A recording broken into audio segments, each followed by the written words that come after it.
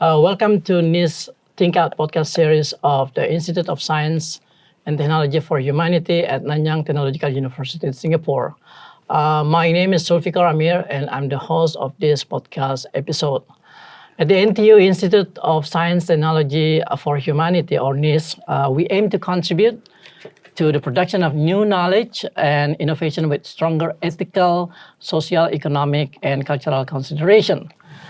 We are a research excellence institute that addresses societal challenges through transdisciplinary team research, where we seek to bring the interdisciplinary field of science, technology, and society, or STS, to engage with various issues in our society, both at the local and the global levels. Now, today we are meeting with Professor Benjamin Horton, a superstar, a leading voice in climate change research and advocacy. Prof. Benjamin Horton is director of the Earth Observatory of Singapore, EOS, and a professor of the Asian School of the Environment here at the NTU. In 2019, Prof. Horton was appointed as the president chair in Earth Sciences at the NTU for outstanding achievement. And he also been appointed as the EXA Nanyang professor in natural hazard. Welcome, Ben, to our podcast. Thank you so much for coming. So Ben, we have a few questions that I would like to ask you, but I would like to start from your personal journey. I was just wondering, how do you end up being a climate scientist, and why did you choose this field? Well, it wasn't a choice. What do you mean by? Well, it wasn't a choice. I mean, when I have a background where my father is a professor. So he is actually a fellow of the Royal Society. If you think about like H indices, which are an indication of how good you are as an academic, well, my father's in three figures. He has a batting average in excess of 100. So it's always something I've always looked up to. And genealogy has been passed down to me. He's a scientist, I'm a scientist, but I never really wanted to be a professor. No, I always wanted. What do you want to be? I wanted to play football for Manchester United, but I wasn't good enough for that. Oh, okay. Okay. But when I finished my undergraduate, I was offered a PhD, but I turned it down. I wanted to work in business. And you did? And I did for a few years, worked for Coca-Cola Schweppes. So I worked in business for a few years. But then I realised that after working for Coca-Cola for a few years, I didn't care whether I drank a can of Pepsi or a can of Coke. It didn't really interest me. And I wondered what was my passion. And my passion was thinking about my undergraduate and my undergraduate thesis and trying to discover new knowledge. So I thought, right, I want to do a PhD. And so then it was like, well, what do you want to do a PhD in? And I thought, well, what I'm really interested in is how the Earth works and how the Earth has changed through time. So I became really, as a field area, I was a coastal geologist. So I started working at Durham University on my PhD, was a postdoc and a lecturer there. And I was trying to reconstruct how sea levels had changed in the past to past climate variability. Then as my career progressed, you always think about reinventing yourself. And so I've been at Durham University for 10 to 15 years through my career. And I thought I needed to try something new. So I thought, right, well, where in the world has the world's greatest body of scientific knowledge? And that's the United States. So I moved over to the US because I wanted to be in that system. I got a job at the Ivy League, the University of Pennsylvania. And I arrived in 2004. And when I arrived, a variety of things happened that really accelerated my career. Whilst I was at Durham, I was doing some work in Indonesia, and I was taking a group of undergraduates out there to try and protect the reefs, sort of like a NGO type. Which part of Indonesia? It was in Wakatobi National Park. So I was there. And so then when I came into the US on Boxing Day, December the 26th, 2004, we had the Indian Ocean tsunami. And the US was actually looking for people who were earth scientists, understood coastal processes, but had a knowledge of how Indonesia works. And when I was in the US, I had connections with Lippi. I actually had connections with scientists here in Singapore. And so it sort of elevated my career. I wasn't thinking about looking at work in Southeast Asia and Indonesia, but NSF, the National Science Foundation, was interested in that. Also, the following summer was Hurricane Katrina. So for the first time, the United States was hit by a Category 5 hurricane. When in a country, I'd been in the Indian Ocean tsunami and seen what impact such a devastating event could happen on a developing nation such as Indonesia. It was thought that that type of impact couldn't happen on a developed nation like the United States, but Katrina devastated New Orleans, devastated the state of Louisiana. The other thing that happened in the US when I arrived is that Al Gore released his book, The Inconvenient Truth, and the documentary. And that then shoved science to be mainstream in the US. You could go into a bar in the US, and I love going in bars in the US. You sit there in a bar, TV screens up, watching your sport, watching Manchester United. But someone's always got something to say to you. And they always used to say, well, what do you do? And I used to say, well, you know, I'm a coastal geologist, not interested. But if you say something like, oh, I look at climate, everyone's got an opinion. So you're thrust into it. It becomes politically relevant. So there's academic interest and academic funding to further understanding of how coastlines respond to natural disasters such as hurricanes or tsunamis or climate change. But then there's significant public interest. So as a scientist, you either take that on or you retreat from it. That's right. So do you say, right, I'm going to say to everyone I'm a climate scientist, and you're going to engage, not with people who believe in what you say in the opposition. You go on Fox News, you talk to Republicans.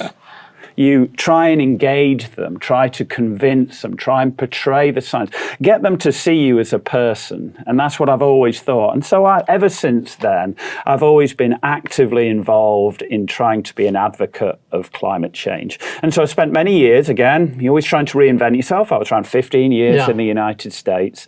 And then Singapore came calling. And they gave me an opportunity for being professor and chair at the Asian School of the Environment, and also eventually being director of a research centre of excellence in a country that's perhaps, in my opinion, as a country as a whole, is more susceptible to climate change than anywhere else on the entire planet. Wow, what a journey. So it's, but you know, like going back to your original question, I didn't, you know, as a 21-year-old and say, yeah, I want to study climate. But why did you want to study climate, and especially in earth science? What makes you interested in earth that you think, okay, this is something that I want to do for? As I said, science is just about discovery. I think it. But there's so many things to discover, right? Yeah, but well, okay. So like, you know, like I'm talking to, like you've got to have something that you're passionate about. And so one of the things that I'm passionate about is social justice and equality. That's right. And climate change, if we solve climate change, then it will go a long way to solving. Okay. So I'm always through, you know, I think it's my makeup politically. My makeup as a person is that I always try and look after those who are less fortunate than others. And on climate change, if we think about it, the people who are going to be impacted first are the people in developing countries. The people who are going to be impacted first are the young, the elderly, the infirm. It's my responsibility with the knowledge I have to promote the truth on climate change and try and convince people. Convince people that we need to act. There's a phrase that I use: if you knew what I knew about what this earth can do, you would be absolutely petrified. Wow. Okay. Now go back to your experience living in the States, and we know that the States very much divided into those who believe in climate change and those who deny it, right? I'm just wondering, in your opinion, what caused these people to deny climate change? Is this simply political reasons or economic reason, or there's a fundamental problem with their ability to accept the fact that climate change is unfolding? Well, the US is the cultural center of the planet. Exactly. So, you know, be it in media. I mean, we're in arts, design and media. Yeah. How much of your philosophy in this building obviously has some links with Asia, but underlying it all, is it driven by the United States and their culture? US is an amazing country. I went there to live there. My 3 children are American. So it's always a little bit interesting when people are antagonistic about the United States. Yes. And you go, yeah, I can understand that. And then you go, whoa, whoa, whoa, whoa, whoa. The 3 people I love more than anyone else in the world, they're US citizens. So it's a very interesting country. It's very diverse in terms of its race, gender, sexuality, geography, you know, prosperity. So it's very, very diverse. Climate change is an interesting one because it's the latest in a long line of things where experts have been questioned. I always thought in the US, the more I started to become an expert at climate change, the more I got persecuted for it. You know, there's been the aspects to do with cancer and smoking, which was, again, experts versus institutions. And then, you know, when I first got into the US, one of the things that they were talking about was evolution. Versus creative design, and where that was taught in schools. And then climate change. I mean, Al Gore has been a great advocate for climate change, but he was a presidential nominee, and indeed probably should have been president. It was based around a few votes in Florida that switched.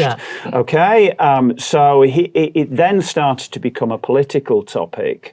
I mean, climate change is not about belief; it's about data and the truth. But you know, when you have a president who has, you know, I see. In President Trump, if you have someone who has no regard for data and the truth, and it's all about your belief. Climate isn't about belief. You know, when an iceberg melts, it doesn't care whether you're a Republican or a Democrat. It just follows the laws of physics and melts. Climate change is very simple as well. I mean, you know, I think, you know, the data that we have, I also think, you know, we live in one of the most fortunate times.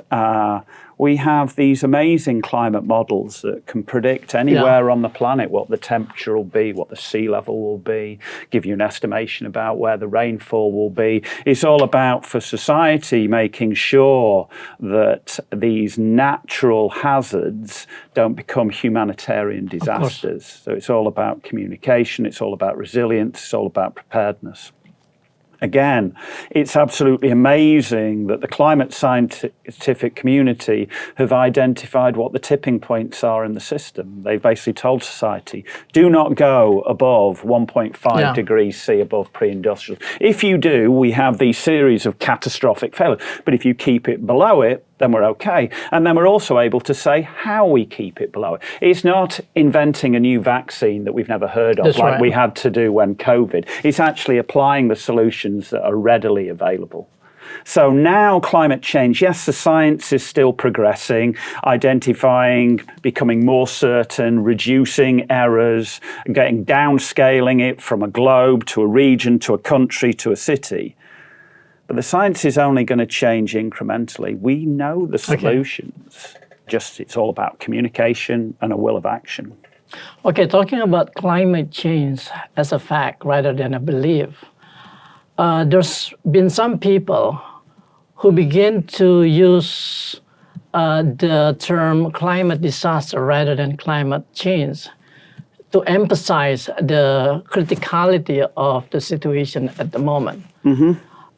How do you think about the use of this term? Should we do that because that's gonna be more powerful in pushing people towards being more aware of the crisis that we are facing?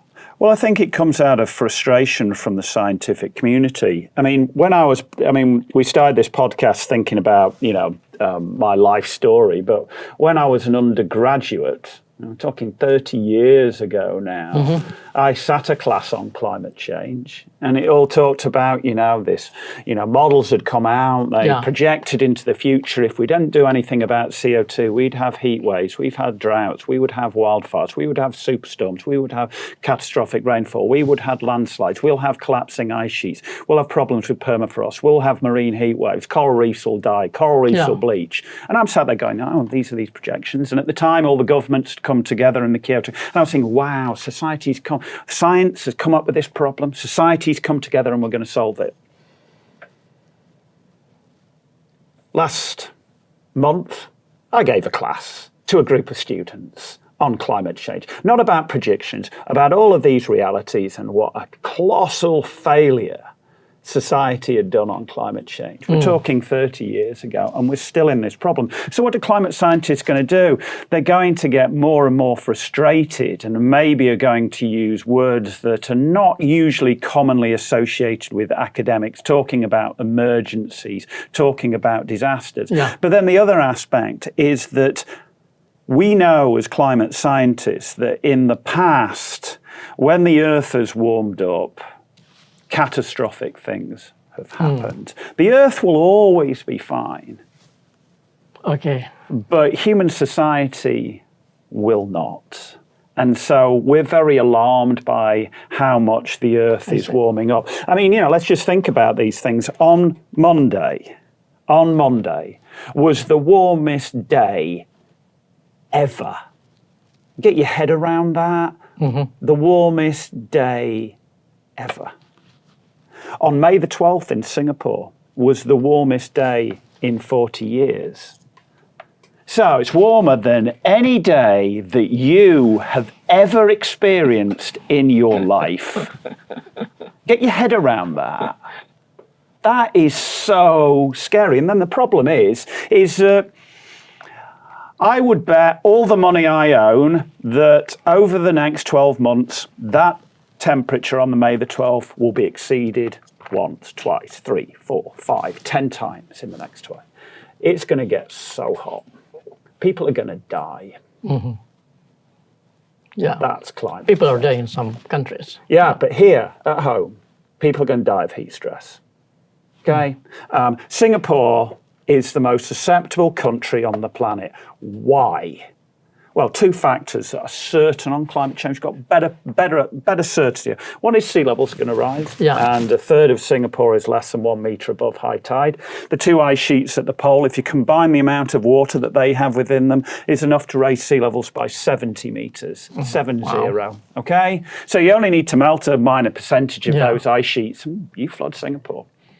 Okay, so Singapore's got nowhere to run. It's a small island. It's full of, I've lived and worked around the world. There's no country that's more patriotic than Singapore.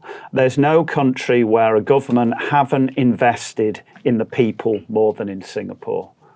I think the politicians here put the people before everything else, thinking about the people of Singapore. But climate change, government can't stop that unless it starts to have a completely different thought about economic growth. There's a completely different thought about how Singapore desperately needs to lead the charge on climate change because it's so susceptible. So you've got sea level rise, and the second thing is heat. It is hot. We know that now. It is increasingly getting warmer and warmer. The World Meteorological Organization said that in the next 5 years are going to be the warmest 5 years on the planet. It's amplified in Singapore because we're on the tropics. It's amplified because we're an urban heat island. Got nowhere to run, so we've got to basically really try to address this problem. You're going to have a country that may be flooded, or it's going to cost trillions of dollars to protect, or it's going to be a country where it's too hot to go outside in the middle of the day. Do you want to live in a country where it's too dangerous for your young child or your elderly grandparents to be outside between 11 and 4 p.m. because it could kill them? Do you want to live in that country? I don't think you would. Certainly, if Singapore wants to attract talent, and that's what Singapore's always been great at, attracted me. Okay, Yeah. but would you think about coming here in 5 years' time? And they said, well, if you got a young, if you got you got a child kids, under the age of 3, well, no, you can't take them outside; it's too hot for them. It's an existential problem to Singapore, and so this then. You can take it as fear and you can take, what's going to happen? But then you can take it, but then Singapore, technologically advanced, have a green plan. Yeah. They know the threat. So if you can't solve it in Singapore, you can't solve it anywhere. And that then comes down to Singapore, comes down to the universities, NUS and NTU. And then within NTU, it comes down to the research centers of excellence. And then it comes down to who is the leader of that research, down to me. And so I'm here and I can make a difference because it's important that I lead EOS on climate change and sustainability, which helps this university, helps Singapore, helps the region, helps the planet. And then it doubles all the way back because I'm trying to do it to help my kids. Yeah.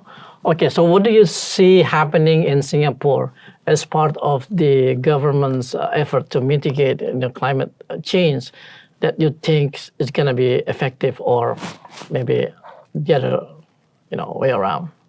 Well, I think it's part of the aspect is that they value experts, which is in contrast to when I was in the US. But, so if we just talk about sea level rise. So when I came into Singapore, yes, there was an understanding that climate change is happening, and they had a scenario that sea level would rise relatively gradually up to a value of around 1 meter by the end of this century. And I came in and went, well, that's not certain at all. If we continue to increase our temperatures and we get beyond the 1.5 degrees C threshold, then these ice sheets at the poles can become unstable, and you can have that 1 meter sea level rise being reached earlier, or by the end of the century having far, far greater than 1 meter. And that created a sense of uncertainty within the government. Then we had, after a variety of conversations with governmental agencies, and me appearing on the media a lot of times, and then me writing editorials in the Straits Times, we then had in 2019 the Prime Minister of Singapore saying that sea level rise was an existential threat, showing a map of Singapore, showing areas that could be flooded, and saying that we're going to invest $100 billion into protecting our shorelines. And then that caused the creation of the National Sea Level Programme. So then the government said, right, let's get the best scientists in Singapore to try and work it out. Yeah. That's amazing. So it started off with, we think we're okay.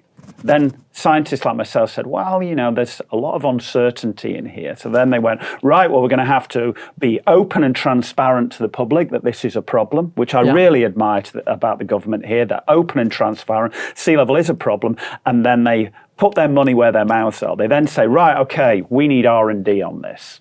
So then they invested in the science and they invested in the adaptation. And so now, when I came to Singapore, what I wanted Singapore to be was the center for sea level studies anywhere in the world. They would come to Singapore to learn about how do you protect against this threat.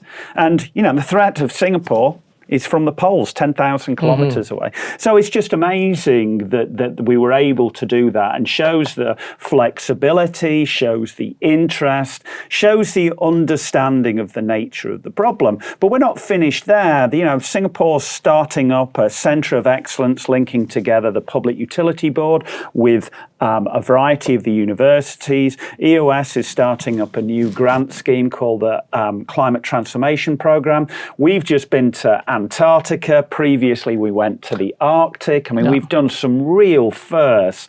I went on a trip to Antarctica, and my graduate student, Fang Yi Tan, was the first Singaporean to set foot on the 7th continent as a scientist. The first Brit was Shackleton. The first Singaporean was Fang Yi Tan. And that is quite literally breaking glass ceilings. Of course, and congratulations for your project in Antarctica. Well, it takes... Very impressive, It takes vision. It takes, you have to see, like, why am I doing that? Well, one is to communicate the threat. Of course. But do original science. So there are things that we do in Singapore that can't be done anywhere else to do with tech. Third of all, we have to monitor that ice sheet. Yeah, we have to, because it's a big threat. The other thing is the Arctic. We went to the Arctic this time last year, and then recently we just sent 2 of our graduate students who went on a research vessel that circumnavigated the Arctic Circle, taking deep sedimentary cores in the Arctic Sea to try and understand how much methane is being released into the atmosphere. That's 2 young Singaporeans doing that. Yeah, like amazing. Sure. You know, and so I'm just saying, like, you know, like 5 years ago, that wasn't it. That's what Singapore can do. 5 years ago, there wasn't 2 Singaporeans on a research vessel in the Arctic. 5 years ago, there wasn't a Singaporean working on Antarctic ice sheet. There is now. Yeah. Well, since PM Lee launched the 2019 climate change initiative, up to now, so probably about 5 years, it is not a very long period of time, but has there been any indications showing us that, it's working in terms of addressing the crisis of climate change in Singapore? Well, that's the problem, isn't it? Because climate change is happening so rapidly that small incremental changes by governments are just not enough. So now we have, well, you're doing a podcast with me because you think that you will have a body of listeners that want to hear from a climate scientist, okay? So there is this awareness of the general public. There now is an understanding that this is a problem. Are people willing to do something about it? Certain more than others. Are the governments willing to change economic models that were developed in the 1950s based around, having no understanding about the environment, about infinite resources, infinite growth with no impact on the environment? And that's all very different now. We know that there has to be limits on economic growth that respect the environment, because without an environment, we have to keep it under these thresholds of carbon dioxide emissions. And so has there been that change? That's what I want to see. It's all very well and good for the Singaporean government or the US government or the European Union to say that we are going to be carbon neutral by 2040, 2050, 2060, 2070. That's so far out into the future that there aren't any direct plans. What we need to see is how are we reducing the amount of carbon dioxide from 2023 to 2024 to 2025. We need a carbon tracker. That's what I want to see. I want to see the government's actions. They've got the Green Singapore plan. They've got Go Green. We've got all these initiatives. What we need to see is a reduction in the amount of carbon dioxide usage by Singapore. We need to see it. Well, so I always say that everybody, every single person on planet Earth needs to be a climate advocate. They need to be an activist. What that means individually is a completely different thing. Does that mean thinking, incrementally thinking about your diet? Less red meat, more vegetarian? Makes you healthier, saves you money? Is it you're being a climate activist by raising your air conditioning in your HDB, in your condo from whatever it's set at, 22, I'm going to raise it to 24.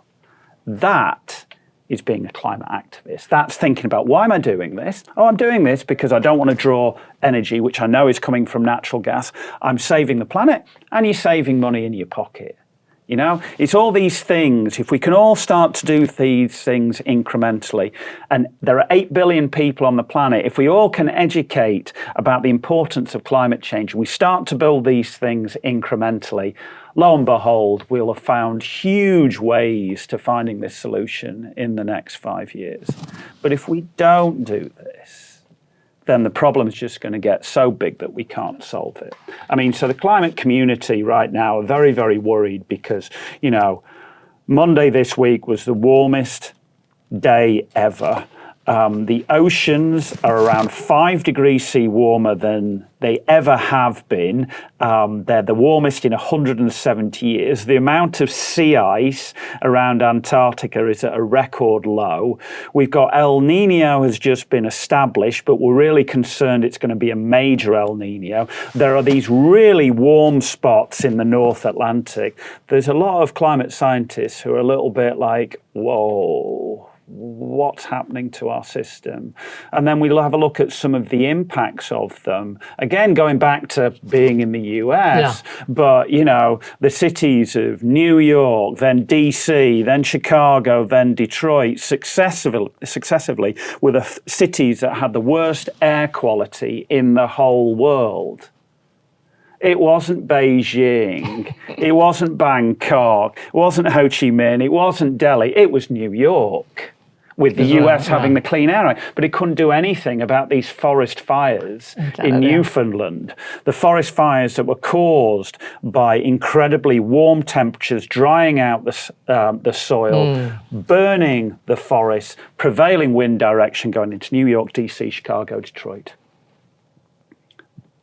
That's horrific. That's climate change. And that was just what happened. That was what's in the news, over the last couple of weeks. You wait a couple of weeks and there'll be something else.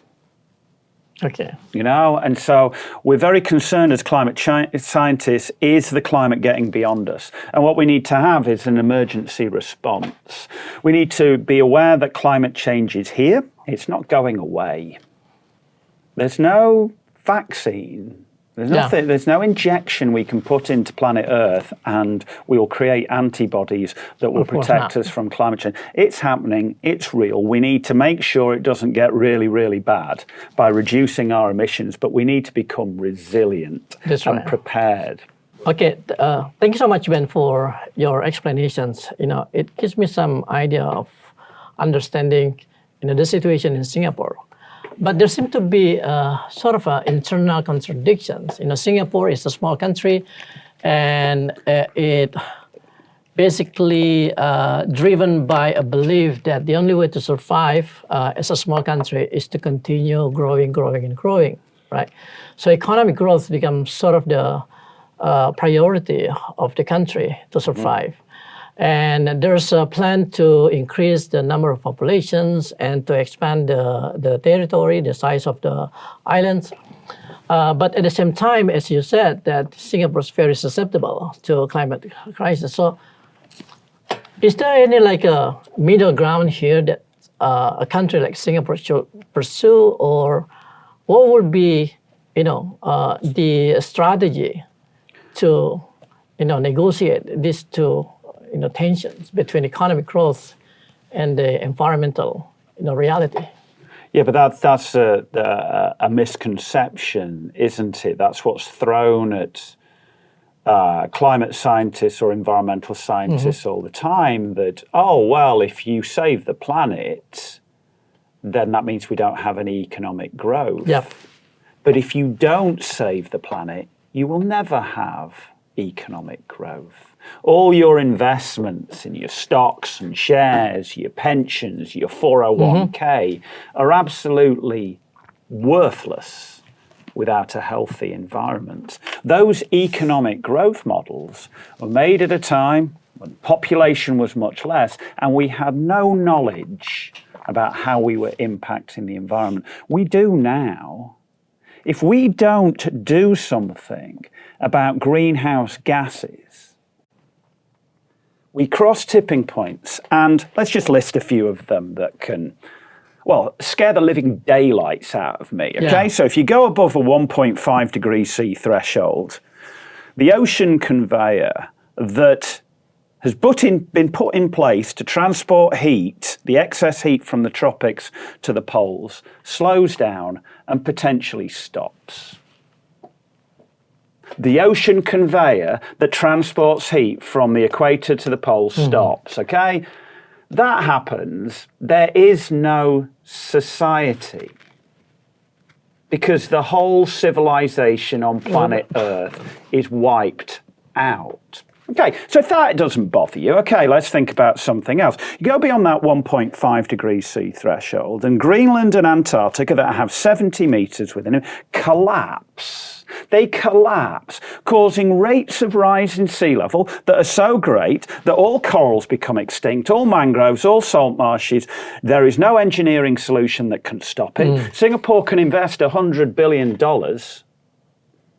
It's worthless. Sea level rise will be so fast that there isn't an engineering solution that can stop that. Okay, so we're not bothered about sea level rise, okay? Permafrost. You cross that 1.5 degrees threshold and the permanently frozen ground in northern Canada and northern Russia that has more methane, the most potent greenhouse gas in the world, has more methane locked up within it than have ever been released by any human being for 170 years, comes out of the ground.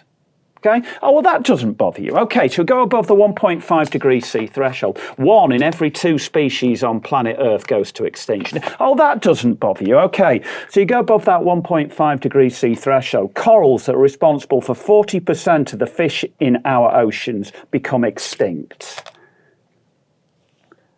The system goes. Earth will be fine. The Earth will recalibrate in approximately 100,000 years.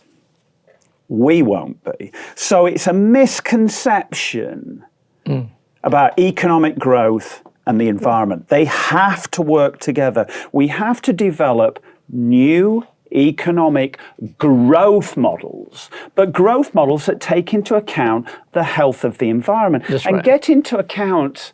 I saw this presentation.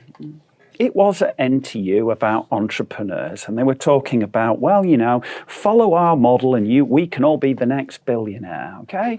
And, you know, this student stuck her hand up and said, I don't want to be the next billionaire. I'll be a millionaire, but I want planet Earth to be okay. The young people, of course you want prosperity. I mean, that's what I want. I want my kids to be successful. I want them to have the choices I have.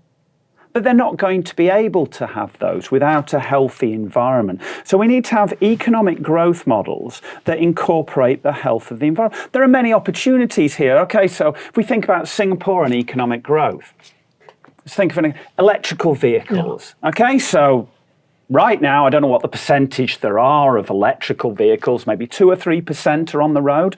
But by 2030, every new car needs to be an electrical vehicle. So how many jobs is that creating here in Singapore? Changing the grid to be more stable, putting in electrical ports, the new cars that are going to be developed. Yes, there's an environmental impact of electrical vehicles to do with their batteries, but if they can be, those raw materials can be mined in a sustainable way, we learn from the terrible practices of many of the petroleum industry. We learn how to make sure that the producers are adequately compensated, that the environment is protected. Just think of the green growth there. I mean, you know, so Singapore, I think, has a huge opportunity. We can think, I've always thought, you know, I didn't come here to Singapore to, you know, wither in the heat. I came here in Singapore to be part of the city of tomorrow. Okay.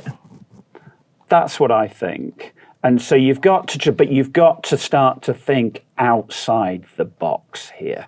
We've got to have entrepreneurs in Singapore that aren't afraid of making mistakes. We've got to have a city where every decision that is ever made in this country, because it's so susceptible to climate change, is about the environment. How do we build all these new HDBs, these new condos? How do we protect our coast? How do we work with nature on this? Because our very lives are at stake. This nation is, your life, my life. Climate change is right here, right now. You know, I hope Singapore is prepared for the next 12 to 18 months, because it's going to have record temperatures, and it's got a real possibility that the record temperatures are going to dry out the forest soils in Indonesia, and we could have horrific haze. Are we prepared? Are you optimistic that Singapore will survive climate change, given the fact that it's a small size, so the larger impact coming from... If it can't be solved here, it won't be solved anywhere. Okay? You know. Yeah. I mean, hey, I'm here. Nowhere else has got me. So if we can't solve it, that's tongue in cheek. But like I'm saying, like you've got, Christ, like if we think about some of the things that Singapore has got, I mean, it's got stable government, multi-international, multicultural, has got two of the best universities in the world. I mean, it's in the tropics. The tropics control the planet, okay, in terms of biodiversity, okay? It's right on our doorstep. Tropical forests, corals, incredible biodiversity. You've got these two research universities, NUS and NTU, huge possibilities. The students, and then climate change. Climate change is one of these topics now that is what everyone should think about, what world-class universities should think about, because it's truly interdisciplinary. Climate change, yes, you understand the physics of the process, but then you need to understand the impacts on finance, the impacts on health, the impacts on biodiversity. You've got to monitor it through remote sensing, collect all this data and analyze it through AI, and communicate it through social sciences. It's interdisciplinary. It's holistic. We do it here in Singapore. We make Singapore the city of tomorrow. We have all these technologies. We export them around the world. We save the planet.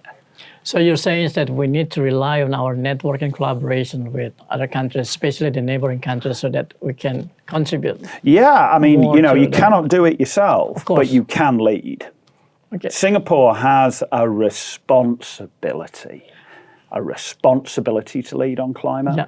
It has a need because it's so susceptible, but it has a responsibility. Every single Singaporean has a responsibility on climate. We know a lot about it because, we've always been aware of the constriction of space, the constriction on resources. We're already aware of how we should limit our water usage because it's not free and readily available. We already know that we must conserve and recycle and reduce our waste. We already know that sometimes we must think about our energy usage. So we need to try and package that together to try to incrementally and just think about the environment. Every decision you make, think about Mother Nature, because it's thinking about its impact on you. Of course.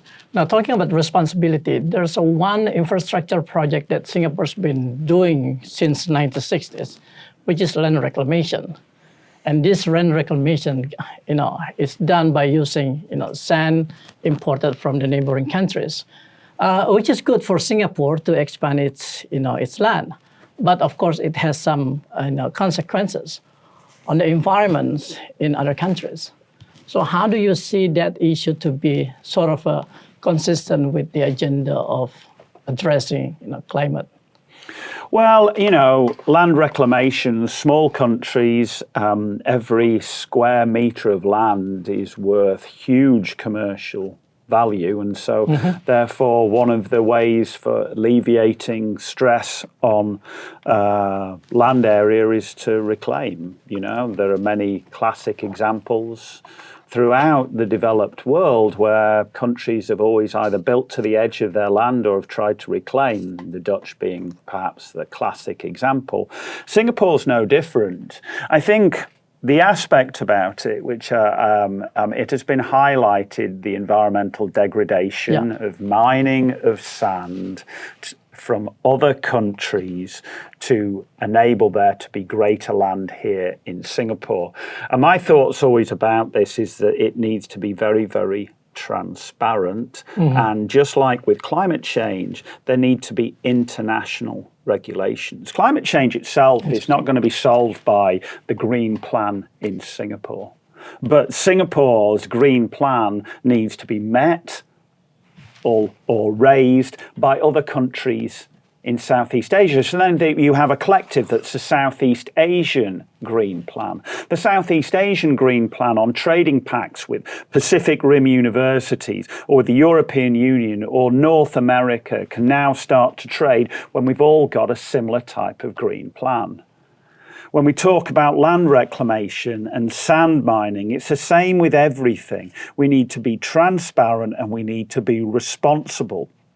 The raw materials of one country need to be properly valued. Just because they're a developing nation doesn't mean that you can take their raw materials without being properly compensated. So Singapore in the past may have taken sand non-sustainably, and that is a practice that cannot continue. That's right. But, land reclamation, I mean, so the government have thought about, sea levels rising so let's take it out to the sea. Let's reclaim back. But as sea level increases in its rate of rise, it becomes increasingly expensive land reclamation, to a point where sea level rise will be so fast that land reclamation doesn't work. In certain sinking cities, such as New Orleans, you have the levees that are several meters above your head. You get yourself into a point of no return. You can reclaim, but the big problem is climate. You need to mitigate against greenhouse gases. That has to be the solution. I would like to see here in Singapore a carbon tracker. I'd like to see on the Straits Times, just as we do, look at stocks and shares and look at share prices. I'd like to see what the carbon tracker is. I'd like to see it in this university. I'd like to see it in ADM. Do you know what your carbon footprint of this building was today? Why not? No, but why not? I don't know. Exactly, but they're the type of things. ADM, don't you not think that the students would be interested to know? Of course. What was your carbon footprint yesterday? And if we do this, instead of using the lift, if I walk up the stairs, will that reduce carbon footprint? If we raise the air conditioning, all these type of things, so we can monitor the successes that we have. Everyone is suffering from climate anxiety, but one of the ways to remove climate anxiety is thinking that you're making a difference. As I said, everyone needs to be a climate activist. The definition of that climate activist will change from person to person. Drinking this instead of a plastic is being a climate. Seeing a plastic one, I'm not interested in that. But what's even better than that, of course, is a recycle. That is being a climate activist. Going to a water fountain, filling it up. So you're not using paper, you're not using plastic. Okay? Everyone can be a climate activist. We all think like that. We solve the problem. I value my life. I want my life to continue. I want to continue to have fun. I want my kids to have fun. I want to go and play golf tomorrow. I like doing all these things. I can only do this with this healthy and sustainable environment. So I will do my part. I just ask everyone else to do theirs. Thank you so much, Ben. It was a pleasure to have you here. Thank you.